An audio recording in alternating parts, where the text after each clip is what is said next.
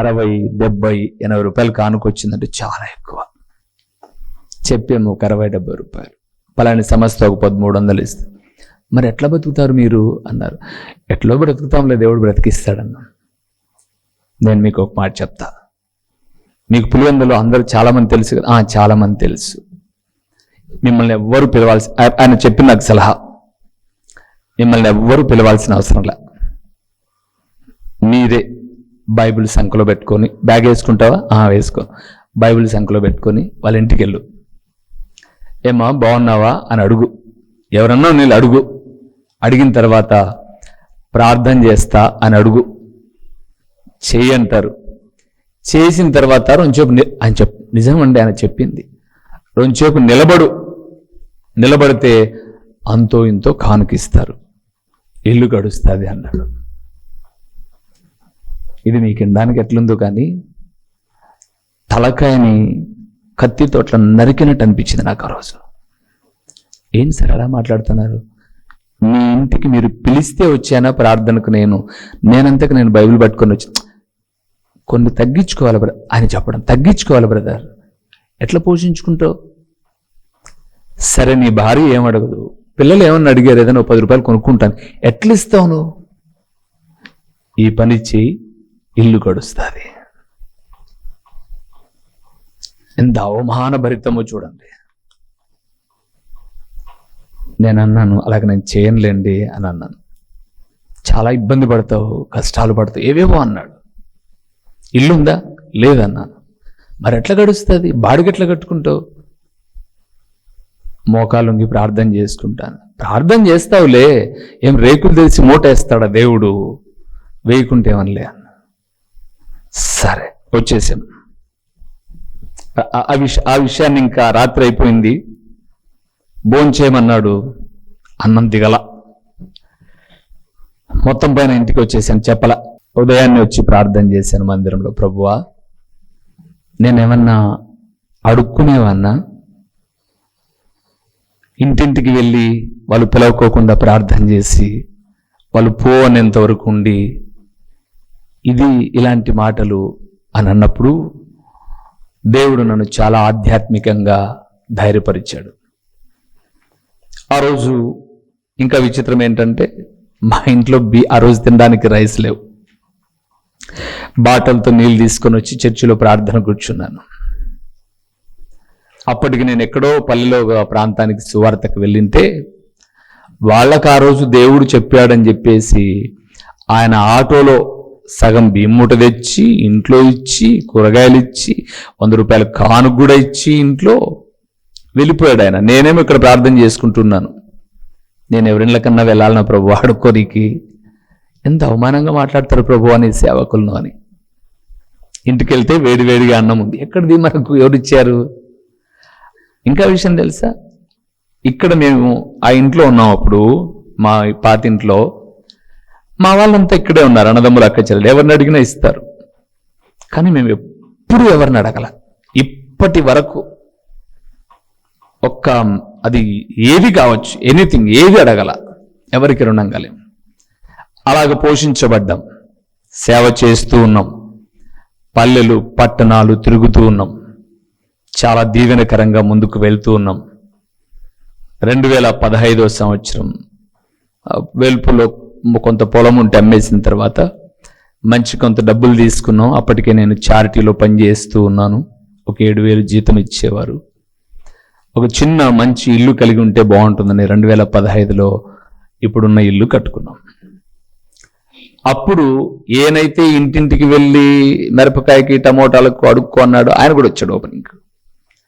ఆయన అన్న మాట ఏంటంటే, ఎట్లా కట్టావు? మేము 2 ఉద్యోగస్తులం, నా భార్య ఉద్యోగస్తురాలు, నేను ఉద్యోగస్తుని, మాకు 2 పిల్లలు. 2015కు మాకు 3 పిల్లలు. అసలుకు నువ్వు ఎట్లా కట్టావు? నేను అప్పుడు చెప్పాను, నాకు అన్ని గుర్తుంటాయి, టైం వచ్చినప్పుడు మాట్లాడతా అన్నాను. బైబిల్ పట్టుకొని ఎవరింటికి పోలేదు సార్, మందిరానికి వెళ్ళాను అన్నాడు. తన గుర్తొచ్చింది. అప్పుడు అంటాడు, తప్పుగా మాట్లాడాను, క్షమించు. తన సేవకులను ఆయన విడిచిపెట్టేవాడు కాదు అని మాకు అర్థమైంది.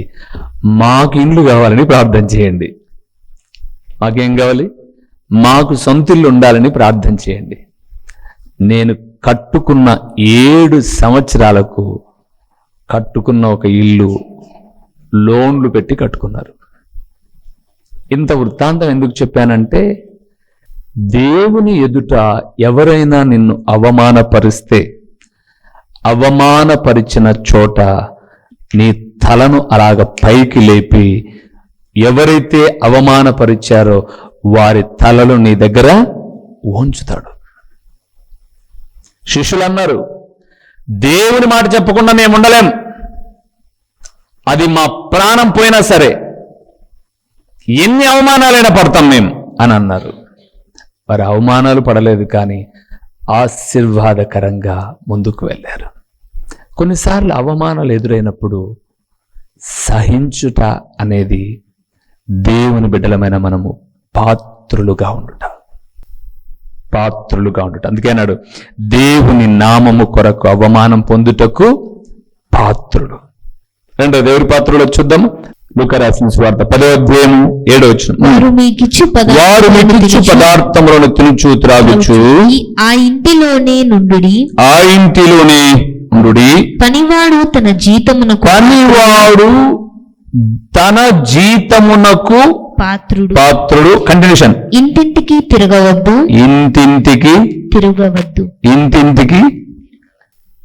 అప్పటికే నేను బైబిల్ చదివాను. ఇంటింటికి తిరగమని పోలీస్ ఆయన చెప్తే తిరుగుతానా?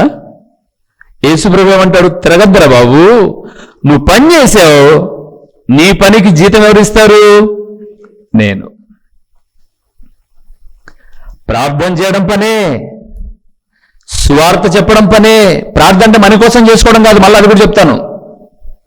ప్రార్థన అంటే మన కోసం చేసుకోవడం కాదు. జీతం రావాలంటే ప్రార్థన మనము నశించిపోయే వ్యక్తుల కొరకు చేస్తే జీతం మనకు వస్తుంది. మన ఇంటి కోసం మనం చేసుకుంటే, ఇప్పుడు మన ఇంటి పని మనం చేసుకున్నాం అనుకోండి, మన ఇంట్లో కష్టం మనం కొట్టుకునేందుకు జీతం ఇస్తారా మనకు? ఎవరు? మన ఇంట్లో మనం కసు కొట్టుకుంటే జీతం ఇవ్వరు. మన ఇంటి బట్టలు మనం ఉతుకుంటే జీతం ఇవ్వరు. మన పని మనం చేసుకున్నప్పుడు ఎవరు?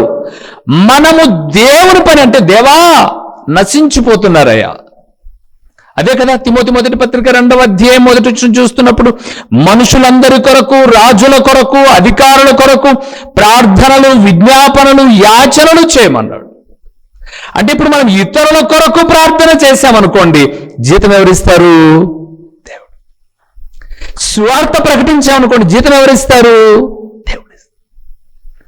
నువ్వు దేవుని కొరకై చేసేది ఏదైనా జీతం దేవుడు ఇస్తాడు.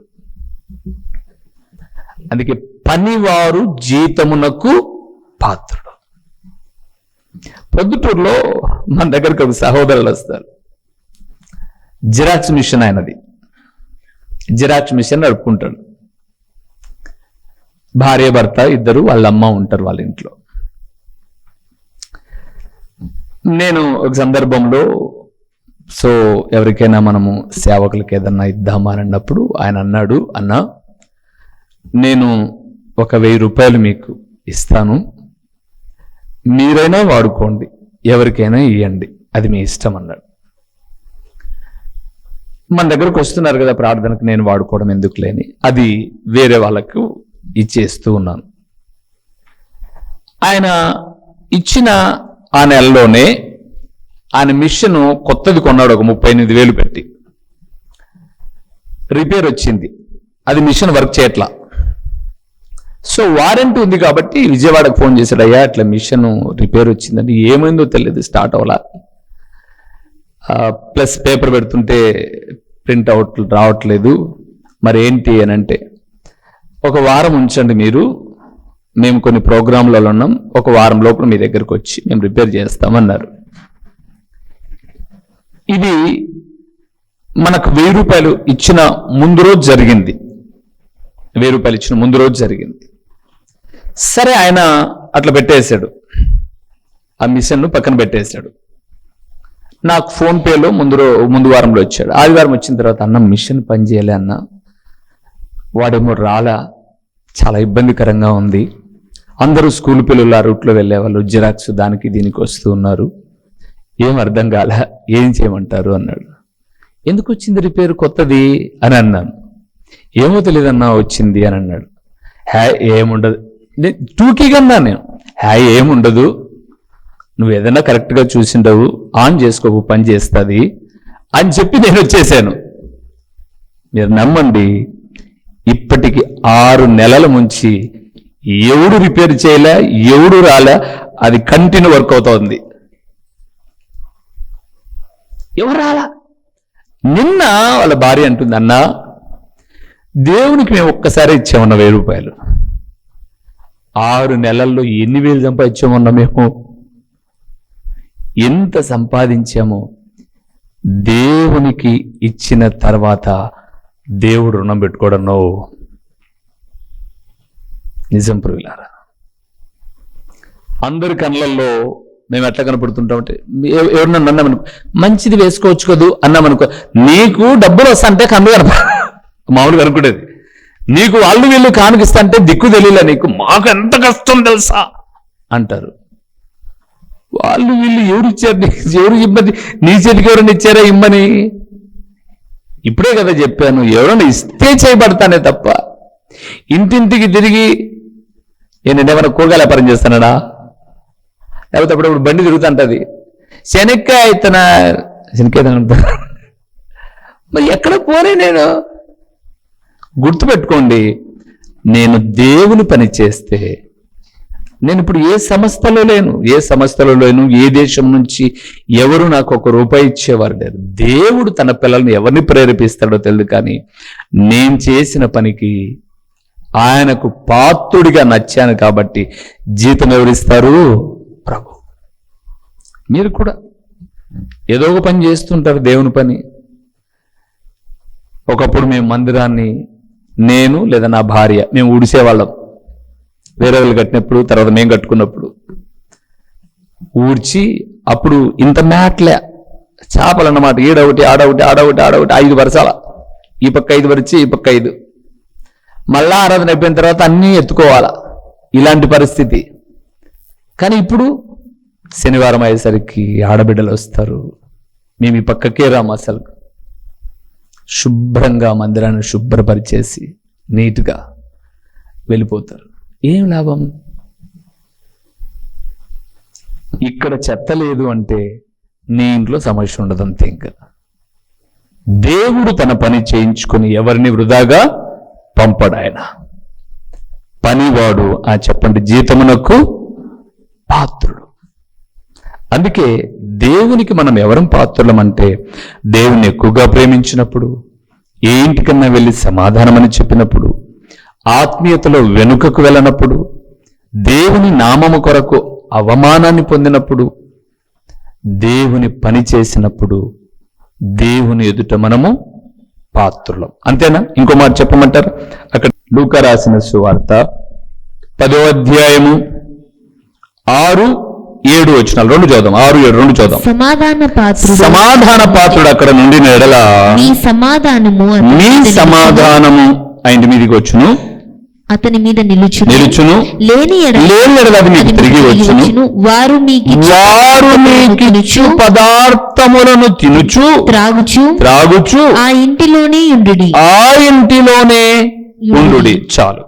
అక్కడ మీరు ఆ 4-5 వచనాలు చూస్తున్నప్పుడు యేసు ప్రభుల వారు శిష్యులను పంపుతూ చెప్పినటువంటి ఒక మాట ఏంటంటే, మీరు ఏ ఊరికైనా వెళ్తే ఎవరో ఒక మిమ్మల్ని ప్రేమగా చేర్చుకొని భోజనం పెడతారు చూడు, ఆ ఇంట్లో మీరు భోజనం చేయండి, ఇంటింటికి తిరగాకండి. ఆ ఇంట్లో పెట్టింది కదా, తినండి.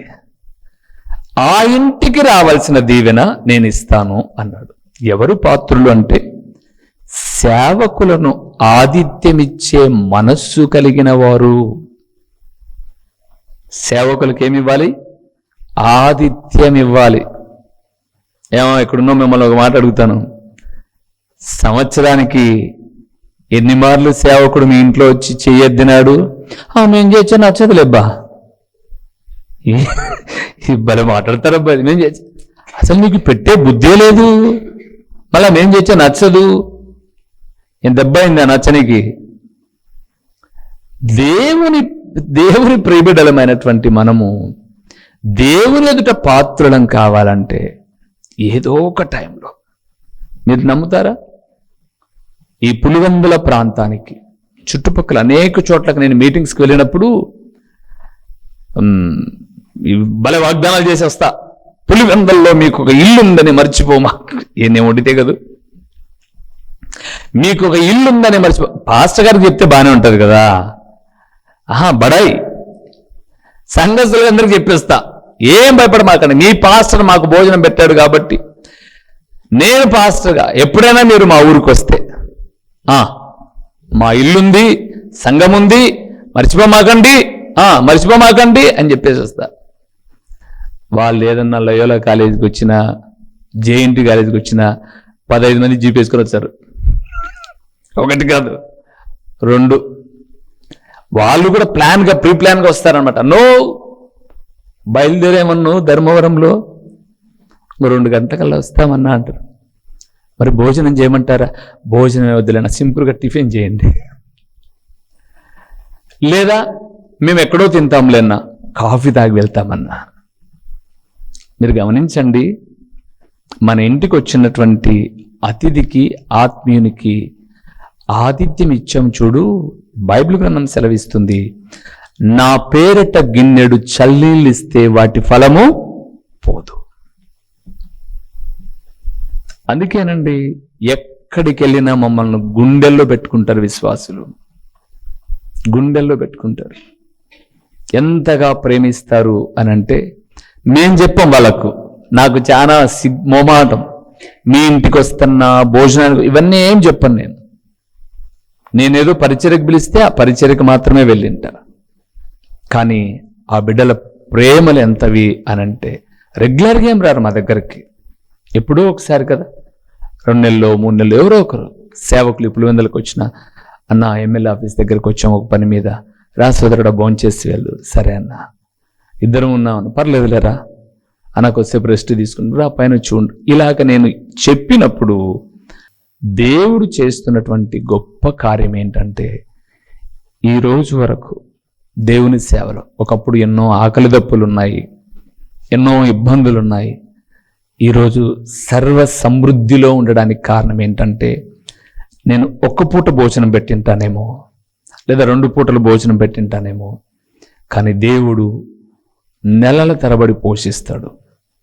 చాలామందికి తెలియనటువంటి ఒక బలహీనమైన విషయం ఏంటంటే, దేవుని సేవకులు మన ఇంటిలో భోంచేస్తే, పాదములు మోపితే, సాక్షాత్తు ప్రభువే ఇంట్లోనికి వచ్చి కొరతలు తీర్చడం.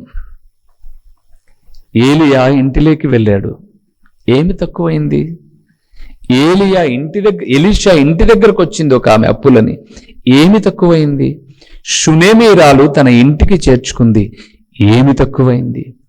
యేసును ఇంటికి ఆహ్వానించారు మార్తా, మరియా, లాజరు, ఏమి తక్కువైంది? చచ్చిపోయిన లాజరు సైతం బ్రతికాడు. అందుకే దేవుని మాటలు జ్ఞాపకం చేస్తున్నాను, సేవకులను చేర్చుకునే మనస్సు కలిగిన వారు దేవునికి పాత్రులు, దేవునికి పాత్రులు. నేను గమనిస్తూ ఉంటాను, చాలామంది మనకెందుకులే అని అనుకుంటారు, కానీ మాకేమి లేక మేము అడగం, లేకపోతే ఎవరు పెడతారని కూడా చూడం. దేవుడు సమృద్ధికరంగా. కానీ ఒక సేవకుడు ఒక ఇంటికి వచ్చి ఏదో ఒక కూడికలో ఒక చిన్నగా మనస్ఫూర్తిగా ఒక చిన్న చేయి వేశారు ఆ పాత్రలో అనంటే, ఆ కుటుంబంలో కొరతలు తీర్చబడతాయి, వారు పాత్రలు. చివరిగా ఒక్క మాట చెప్పి ముగిస్తాను. తిమోతికి రాసిన 2వ పత్రిక 2వ అధ్యాయము 21వ వచనాన్ని చూద్దాం. 22వ అధ్యాయము 2వ వచనం 21వ వచనం, ఎవడైనను వీటిలో చేరక తన్ను తాను పవిత్రపరచుకొనిన ఎడల వాడు పరిశుద్ధపరచబడి యజమానుడు వాడుకొనుటకు అర్హమై ప్రతి ప్రతి సత్కార్యమునకు సిద్ధపరచబడి ఘనత నిమిత్తమైన పాత్రై ఉండును. ఈరోజు అన్ని పాత్రలే.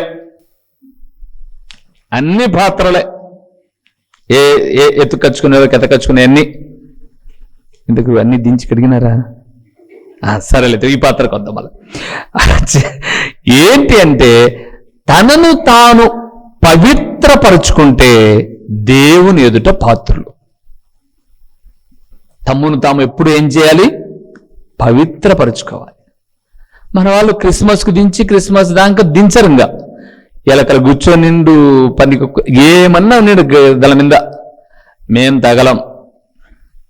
క్రిస్మస్ టైం మాత్రం దించుతాం, తోముతాం, ఆరేస్తాం, మళ్ళీ ఎత్తి పెడతాం. ఏ పొద్దు సేవకునికి ఒక పాయసం ఇచ్చిందిలే గిన్నెలో, ఒక గిన్నెలో పెరుగు పెట్టిందిలే, అన్నం పెట్టిందిలే. అన్ని కొనడం అట వెక్కేయడం, కొనడం అట వెక్కేయడం. మళ్ళీ క్రిస్మస్ ఆ పొద్దు కడగడం. నన్ను అడిగితే విమ్ము వేస్ట్, దుమ్ము పట్టడం వల్ల ఏం ఉపయోగం లే పాత్రల వల్ల. ఈ పాత్ర ఉంది చూడండి, ఈ పాత్రను దేవుని వాక్యము ద్వారా ఎప్పటికప్పుడు పవిత్రపరుచుకుంటూ ఉంటే ప్రభువు వాడుకుంటాడు ఈ పాత్రను. ఎవరు వాడుకుంటారు? ప్రభు ఈ పాత్రను వాడుకుంటాడు.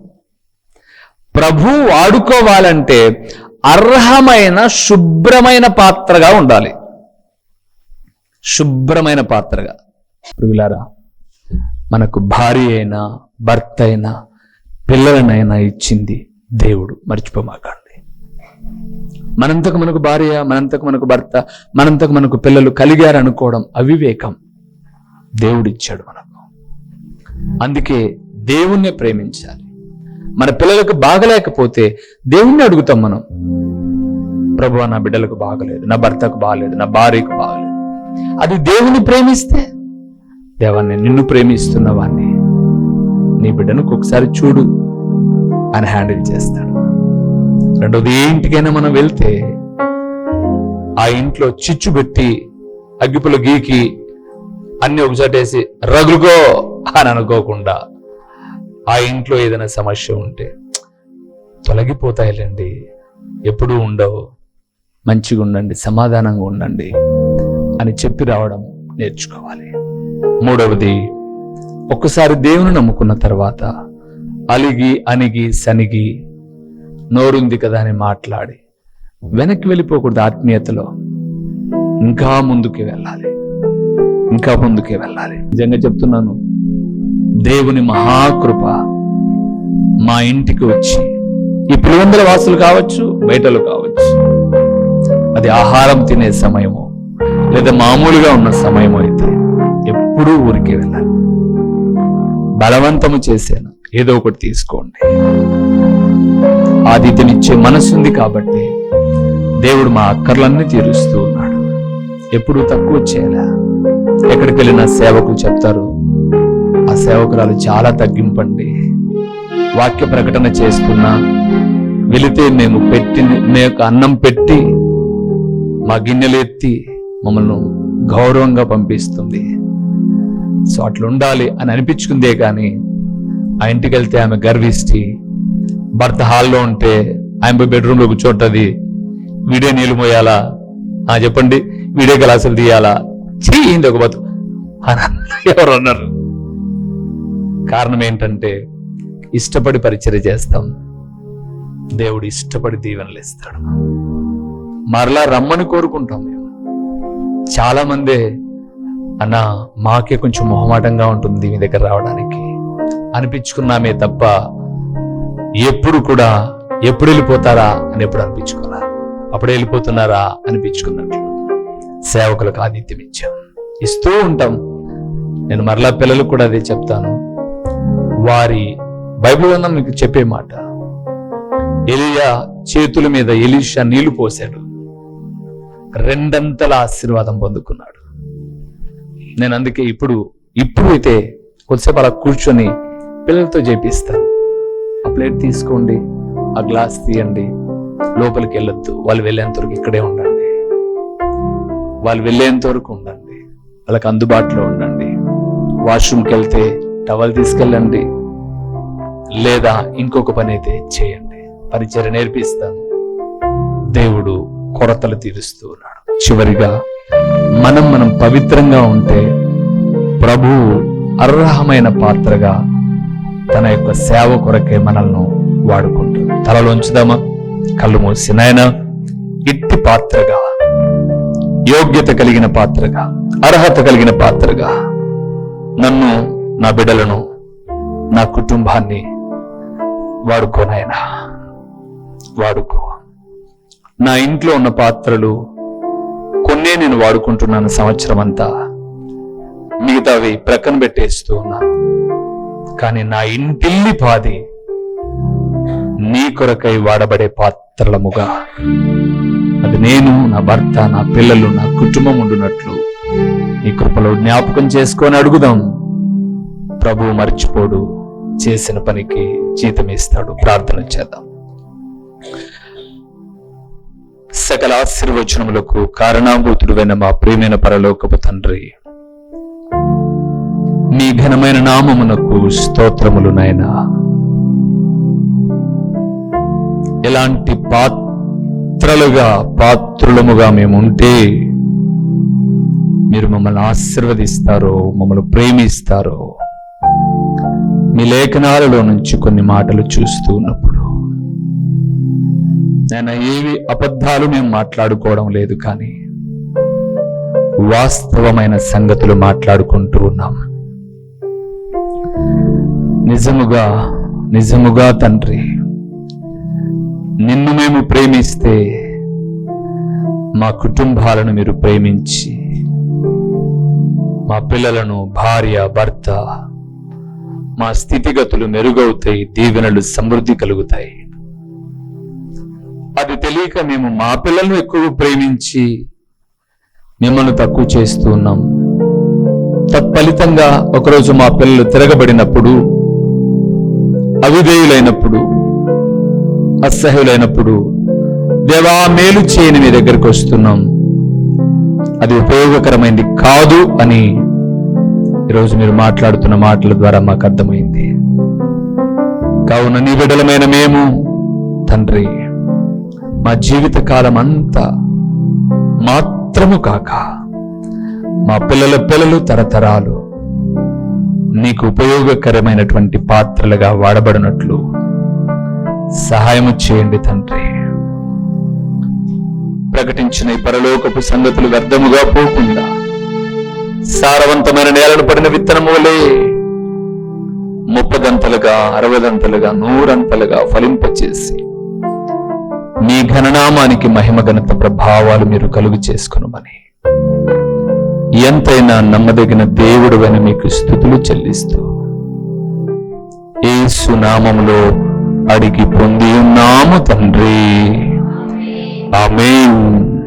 మా చిరునామా దైవజనులు బ్రదర్ ఓ రూబేన్ గారు, క్రీస్తు ప్రార్థనా మందిరం, డోర్ నెంబర్ 1-10-386, నగరిగుట్ట, పులివెందుల, కడప జిల్లా. మీ ప్రార్థనా అవసరాల కొరకై సెల్ నంబర్ 9989067409.